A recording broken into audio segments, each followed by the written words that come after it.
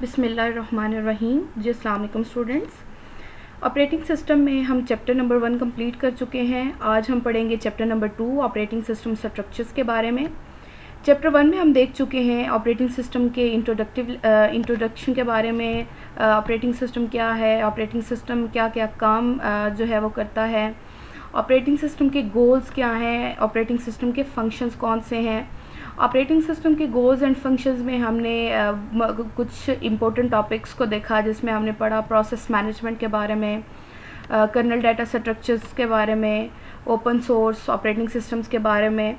सो आज हम देखेंगे operating system structures chapter number 2, जिसकी आउटलाइन में हम देखते हैं जी operating system services. Operating system कौन कौन सी सर्विसेज प्रोवाइड करता है। नेक्स्ट हम देखेंगे यूज़र ऑपरेटिंग सिस्टम इंटरफेस के बारे में, कितने ही तरह के इंटरफेसेस अवेलेबल हैं। ऑपरेटिंग सिस्टम कौन कौन से जो है इंटरफेसेस को प्रोवाइड करता है। इसके बाद हम देखेंगे जी सिस्टम कॉल, जिसका एक ब्रीफ जो है मैं इंट्रोडक्शन आपको दे चुकी हूँ चैप्टर नंबर 1 में। सिस्टम कॉल्स क्या होती हैं, हम सिस्टम कॉल्स को क्यों यूज़ करते हैं। सो इन दिस लेक्चर हम सिस्टम कॉल्स को जो है वो डिटेल में पढ़ेंगे। इसके बाद हम सिस्टम कॉल्स की टाइप्स के बारे में पढ़ेंगे। इसके बाद हम पढ़ेंगे जी सिस्टम प्रोग्राम्स क्या हैं। जैसे कि ऑलरेडी चैप्टर 1 में मैं आपको बता चुकी हूँ what is the difference between system programs and application programs. So next हम देखेंगे जी ऑपरेटिंग सिस्टम की डिज़ाइन और इम्प्लीमेंटेशन के बारे में। उसके बाद हम पढ़ेंगे जी operating system structure, operating system debugging and operating system generation. Brief history हम देखेंगे ऑपरेटिंग सिस्टम की। नेक्स्ट हम देखेंगे जी सिस्टम बोर्ड के बारे में। सो इस चैप्टर के अगर ऑब्जेक्टिव्स की बात की जाए तो फर्स्ट पॉइंट है जी to describe the services and operating system provides to users, processes and other systems. एक जो है एक ब्रीफ आपके पास इंट्रोडक्शन है कि ऑपरेटिंग सिस्टम कौन कौन सी सर्विसेज प्रोवाइड करता है यूज़र्स को, प्रोसेसेस को और अदर आपका जितना भी सिस्टम है। इसकी डिटेल सर्विसेज हम इस लेक्चर में पढ़ेंगे। इसके बाद है जी to discuss the various ways of structuring and operating system. Operating system को कितने मेथड्स में स्ट्रक्चर किया जा सकता है। नेक्स्ट हम देखेंगे to explain how operating systems are installed and customize and how they boot. ठीक है जी। सो आज का लेक्चर स्टार्ट करते हैं, जिसमें हम देखते हैं जी ऑपरेटिंग सिस्टम सर्विसेज क्या है। ऑपरेटिंग सिस्टम कौन कौन सी सर्विसेज प्रोवाइड करता है यूज़र को, प्रोसेसेस को एंड अदर सिस्टम्स को। So first point is that operating system provides an environment for execution of programs and services to programs and users. One set of operating system services provides functions that are helpful to the user, जिसमें सब points हैं। सबसे पहली जो service है जो provide करता है वो है जी यूज़र इंटरफेस। यूज़र जिस इंटरफेस के साथ इंटरेक्ट करेगा वो आपका ऑपरेटिंग सिस्टम प्रोवाइड करता है। लाइक आपके पास एक मोबाइल है, आप मोबाइल के साथ स्क्रीन एक ऐसा प्लेटफॉर्म है जिसके साथ आप मोबाइल जिसके थ्रू आप मोबाइल के साथ इन टच हैं या इंटरेक्ट कर रहे हैं। सो जो आपकी एक मोबाइल पे जो स्क्रीन आपको नज़र आ रही है, या आप लैपटॉप ओपन करते हैं तो आपको जो स्क्रीन नज़र आती है वो आपका एक तरह का इंटरफेस है। ठीक है जी। तो इंटरफेस में बहुत सारी आगे आपकी जो है वो टाइप्स थी। लाइक हम CLI की बात करते हैं, GUI की बात करते हैं, टच स्क्रीन्स की बात करते हैं, वो इंशाल्लाह इसी चैप्टर में हम डिटेल में पढ़ेंगे। सो फर्स्ट पॉइंट क्या है कि ऑपरेटिंग सिस्टम जो है वो आपका यूज़र इंटरफेस प्रोवाइड करता है। Almost all operating systems have a user interface. जितने भी आपके ऑपरेटिंग सिस्टम्स हैं उनका कोई ना कोई जो है वो एक यूज़र इंटरफेस ज़रूर होता है। ठीक है जी। Varies between command line, graphics, user, ये मैंने आपको बताया कि हम इस चैप्टर में ही इसको डिटेल में डिस्कस करेंगे इंशाल्लाह। नेक्स्ट जो सर्विस है जो ऑपरेटिंग सिस्टम प्रोवाइड करता है वो है जी प्रोग्राम एग्जीक्यूशन। आप सब लोग जानते हैं, मैं चैप्टर 1 में भी डिस्कस कर चुकी हूँ प्रोग्राम और प्रोसेस के बारे में। प्रोग्राम क्या होता है आपको पता है कि जब भी आप एक प्रोग्राम जो है वो हाई लेवल लैंग्वेज में लिखते हैं उसको कहते हैं जी प्रोग्राम। ठीक है। अब आपको पता है कि जो कंप्यूटर है, जो आपकी मशीन है, जो आपका हार्डवेयर है, वो एक हाई लेवल लैंग्वेज में लिखे हुए प्रोग्राम को अंडरस्टैंड नहीं कर सकता। फिर उसी हम प्रोग्राम को कन्वर्ट करते हैं या उस कोड को हम कन्वर्ट करते हैं मशीन लैंग्वेज में, जिसको आपका हार्डवेयर अंडरस्टैंड करता है। ठीक है जी।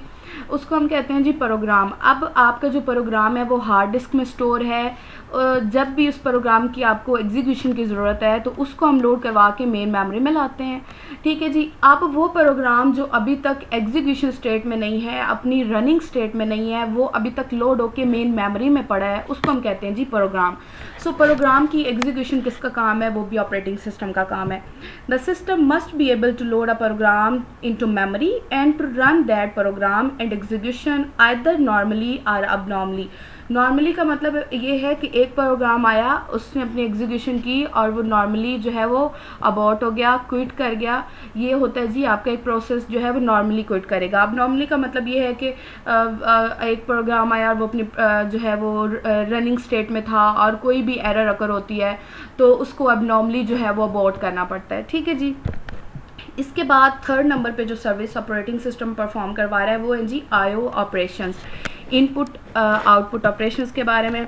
अ रनिंग प्रोग्राम में रिक्वायर आईओ विच में इन्वॉल्व अ फाइल और एन आईओ डिवाइस। ये भी पॉइंट मैं पहले बता चुकी हूँ कि जब भी जो प्रोसेसेस हैं वो अपनी रनिंग स्टेट में होते हैं तो ड्यूरिंग रनिंग स्टेट उनको आईओ इनपुट आउटपुट ऑपरेशंस की ज़रूरत पड़ती है, ठीक है जी। वो उसमें एक फ़ाइल भी हो सकती है या फिर एक आईओ डिवाइस भी हो सकती है, तो वो सारी सर्विसेज कौन प्रोवाइड कर रहा है? वो भी आपका ऑपरेटिंग सिस्टम प्रोवाइड कर रहा है, ठीक है जी। इसके बाद जो सर्विसेज ऑपरेटिंग सिस्टम परफॉर्म करवाता है उसमें है जी फाइल सिस्टम, इसमें है जी file system manipulation. One set of operating system services provides functions that are helpful to the user, जिसमें हम पहले नंबर पे पॉइंट देखते हैं जी फाइल सिस्टम मैनिपुलेशन। अच्छा जी, जितना भी फाइल्स का काम है, फाइल्स को रीड करना, फाइल्स को राइट करना, ठीक है जी, फाइल्स को सर्च करना, क्रिएट करना या फिर फाइल्स को डिलीट करना, ठीक है जी, या कोई भी आपकी फाइल्स की परमिशन मैनेजमेंट के रिलेटेड कोई भी टास्क है तो वो भी ऑपरेटिंग सिस्टम परफॉर्म करवाएगा, ठीक है जी। नेक्स्ट पॉइंट जो है वो है जी कम्युनिकेशन। जितनी भी कम्युनिकेशन है प्रोसेसेस के दरमियान वो सारी कौन करवा रहा है जी? वो ऑपरेटिंग सिस्टम करवा रहा है। आपको पता है जब भी दो या दो से ज़्यादा प्रोसेसेस जो अपनी रनिंग स्टेट में होते हैं तो वो आपको पता है कि वो इंफॉर्मेशन को भी शेयर करते हैं, आपस में रिसोर्सेज को भी शेयर करते हैं, तो ये सारा जो टास्क है वो आपका ऑपरेटिंग सिस्टम परफॉर्म करवा रहा होता है, ठीक है जी। Communications may be through shared memory or through message passing packet moved by the OS, ठीक है जी। जो भी मेथड होगा वो आपका ऑपरेटिंग सिस्टम ही परफॉर्म करवाएगा। नेक्स्ट है जी आपके पास error detection. OS needs to be constantly aware of possible errors। आपको पता है जब एक सिस्टम रन हो रहा है तो पॉसिबल बहुत सारे एरर्स अकर हो सकते हैं, तो उनको कौन मॉनिटर करता है जी? ऑपरेटिंग सिस्टम मॉनिटर करता है। May occur in the CPU and memory hardware IO devices user program. वो एरर आपकी यूज़र प्रोग्राम में भी अकर हो सकती है, मेमोरी हार्डवेयर में भी हो सकती है या आपके CPU में भी हो सकती है, लेकिन मॉनिटर कौन करेगा? मॉनिटर आपका ऑपरेटिंग सिस्टम ही करेगा। For each type of error OS should take the appropriate action to ensure correct and consistent computing. debugging facilities can greatly enhance the users and the programmers abilities efficiently use the system, ठीक है जी। Next है हमारे पास another set of OS functions exist for ensuring the efficient operation of the system itself through resource sharing। ये point resource allocation, ये point मैं आपको chapter 1 में detail में बता चुकी हूँ कि OS जो है वो एक रिसोर्स मैनेजर के तौर पे काम करता है, ठीक है जी। आपके पास एक सिस्टम के अंदर जितने भी रिसोर्सेज हैं, ठीक है जी, जब multiple request, multiple processes run होंगे, ठीक है जी, तो उनको रिस्पॉन्ड करने के लिए किस टाइम किस प्रोसेस को आपने कौन सा रिसोर्स देना है, कितने टाइम के लिए देना है, किस टाइम पे आपने उस प्रोसेस से वो रिसोर्स ले लेना है, ये सारी एलोकेशन कौन डिसाइड करता है? ये ऑपरेटिंग सिस्टम डिसाइड करता है।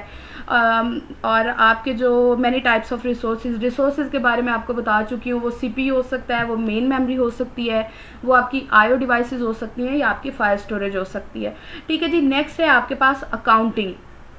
अकाउंटिंग के बारे में सबको पता होगा कि आपने चीज़ों को काउंट करके रखना है। जितने भी आपके रिसोर्सेज हैं आपने उनकी काउंटिंग करके रखनी है, मतलब आपने एक ट्रैक बना लेना है, ठीक है जी। उस पर आपके पास हर चीज़ मेंशन हो कि इस प्रोसेस को मैंने इतने टाइम के लिए ये रिसोर्स दिया, ठीक है जी। To keep track of which users use how much, एक यूज़र कितना इस्तेमाल करेगा, how much and what kinds of computer resources, और कौन से रिसोर्सेज उसने इस्तेमाल किए। नेक्स्ट आपके पास है जी प्रोटेक्शन एंड सिक्योरिटी के हवाले से। पीछे भी आप पढ़ चुके हो, जितनी भी सिक्योरिटी के हवाले से चीज़ें हैं वो कौन डिसाइड करेगा, वो ऑपरेटिंग सिस्टम डिसाइड करता है। The owners of information stored in a multi user or network computer system में want to control use of that information. अब अगर हम प्रोटेक्शन की बात करें तो प्रोटेक्शन से मुराद ये है कि हमने जितने भी सिस्टम रिसोर्सेज हैं उनको कंट्रोल्ड रखना है, ठीक है जी। Involves ensuring that all access to system resources is controlled. Security में ये है कि कोई भी अनऑथोराइज जो यूज़र है, अनऑथोराइज बंदा आपके सिस्टम को यूज़ ना कर सके, इसमें हम बात करते हैं जी security. Security of the system from outsiders requires user authentication, extends to defending external I/O devices from an invalid access attempts। यही बात मैंने आपको बता दी है कि हम इसमें यूज़र अथेंटिकेशन को जो है वो इंश्योर करते हैं। नेक्स्ट आपके पास एक डायग्राम शो की गई है जिसमें डिटेल जो है वो ऑपरेटिंग सिस्टम सर्विसेज को शो किया गया है। आपके पास लेवल 0 पे हार्डवेयर होता है जो कि मैं चैप्टर 1 में कंप्लीट करवा चुकी हूँ। लेवल 2 पे हम कंसोल करते हैं ऑपरेटिंग सिस्टम को, क्योंकि आपने जो भी आपके प्रोग्राम्स होंगे, जो भी आपके यूज़र्स होंगे वो हार्डवेयर को एक्सेस करेंगे बाय यूजिंग ऑपरेटिंग सिस्टम, ठीक है जी। अब थर्ड नंबर पे आपके पास सर्विसेज हैं, प्रोग्राम एग्जीक्यूशन, आई ऑपरेशंस, जो भी मैंने आपको सारी सर्विसेज पढ़ा दी हैं, जिसमें हम सिस्टम प्रोग्राम्स या एप्लीकेशन प्रोग्राम्स की बात करते हैं। इसके बाद आपके पास है जी सिस्टम कॉल्स। इसको हम डिटेल में इस चैप्टर में इंशाल्लाह पढ़ेंगे। सिस्टम कॉल्स क्या हैं, ये किस लिए यूज़ होती हैं। बेसिकली अगर मैं आपको यहीं पे सिस्टम कॉल की डेफिनेशन दूं तो जब भी आपने किसी भी ऑपरेटिंग सिस्टम के फंक्शन को इस्तेमाल करना होता है तो उसके लिए आप फिर सिस्टम कॉल करते हैं, बिकॉज आप लोग जानते हैं कि आपका जो सिस्टम है वो बाय डिफ़ॉल्ट यूज़र मोड में काम करता है। सो जब भी आपको ऑपरेटिंग सिस्टम के फंक्शन की ज़रूरत पड़ेगी तो आपको पता है आपका जो ऑपरेटिंग सिस्टम के जितने भी फंक्शंस हैं वो कर्नल मोड में वर्क करते हैं। सो जब आपने किसी भी ऑपरेटिंग सिस्टम के फंक्शन को यूज़ करना है तो आप फिर एक सिस्टम कॉल जनरेट करेंगे जो आपकी स्विचिंग कराएगा यूज़र मोड से कर्नल मोड में, ठीक है जी। इसके बाद आपके पास यूज़र इंटरफेसेस हैं, वो GUI हो सकता है, बैच हो सकता है या कमांड लाइन हो सकता है, ठीक है जी। इसके बाद आपके पास लास्ट वन होता है user and other system programs, ठीक है जी। ये मेरे ख्याल से अब आपको क्लियर हो गया होगा। इसके बाद हम यूज़र इंटरफेसेस को डिटेल में पढ़ते हैं, जिसमें हम कमांड लाइन इंटरफेस, इसको अगर मैं इन शॉर्ट आपको बता दूं, ये आपने आईसिस की बुक में भी पढ़ा होगा। जो बच्चे आईसिस करके आए हैं, हमने दो तरह के इंटरफेसेस पढ़े थे, एक GUI और एक कमांड लाइन इंटरफेस। अगर मैं कमांड लाइन इंटरफेस की बात करूं तो इसको हम कमांड इंटरप्रेटर भी कहते हैं। अब इसमें क्या था कि जैसे हम बात करते हैं यूनिक्स या लिनक्स की, अब इसमें क्या होता है कि इसमें हमारे पास कोई भी मेन्यूज़, आइकॉन्स या फोल्डर्स वाली सिचुएशन नहीं थी। इसमें क्या था कि अगर आपने कोई भी प्रोग्राम यूज़ करना है, कोई भी, लाइक आप कोई मूवी प्ले करना चाहते हो, आप कोई टेक्स्ट राइट करने के लिए वर्ड ओपन करना चाहते हो, MS वर्ड, तो आपको क्या करना पड़ता था कि ईच प्रोग्राम के लिए आपको एक कंप्लीट कोड राइट करना पड़ता था, जो कि एक ह्यूमन बीइंग के लिए एक कॉम्प्लेक्स टास्क था, ठीक है जी।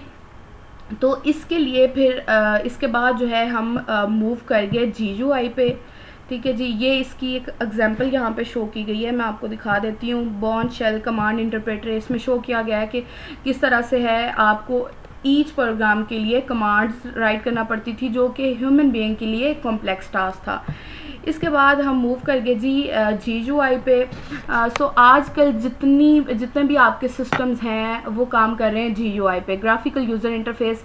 ग्राफिकल से मुराद ही ग्राफिक्स हैं। आप ग्राफिक्स की बात करते हो, लाइक आप आइकॉन्स की बात करते हो, आप फोल्डर्स की बात करते हो, ठीक है। अगर आप मतलब मोबाइल पे जाएं तो आपके डिफरेंट फोल्डर्स हैं, ठीक है जी। आइकॉन्स बने हुए हैं, मैसेज की ऐप है मोबाइल में तो उसका एक आइकॉन बना हुआ है।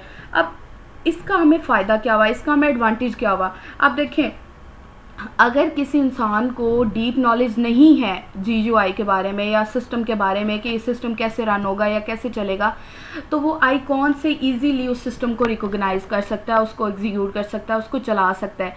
लेकिन अगर हम इसको कंपेयर करें आपके कमांड लाइन इंटरफेस के साथ, तो कमांड लाइन को इंटरफेस को चलाने के लिए, उसको यूज़ करने के लिए आपको डीप नॉलेज की ज़रूरत थी। जब तक आपको सिस्टम की लैंग्वेज नहीं आएगी तो आप उसको रन नहीं कर सकते। लेकिन जीयूआई में जीयूआई को कोई भी पर्सन जो है, कोई भी यूज़र जो है जिसको डीप नॉलेज नहीं है, वो इसको यूज़ कर सकता है। ठीक है जी, इसकी कुछ एग्जांपल्स दी हुई हैं, ये आपने पढ़ लेनी है। इसके बाद है जी आपके पास टच स्क्रीन इंटरफेसेस।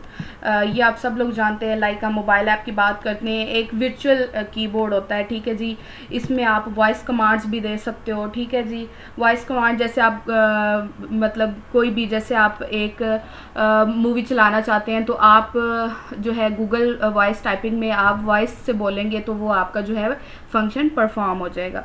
ठीक है जी, इसके बाद है जी आपके पास सिस्टम कॉल्स। सिस्टम कॉल से पहले ये एक डायग्राम शो की गई है मैक OS X GUI की, किस तरह से ये जो मैक और OS X हैं किस तरह से GUI इंटरफेस को जो है वो यूज़ करते हैं, ये आपने देख लेना है।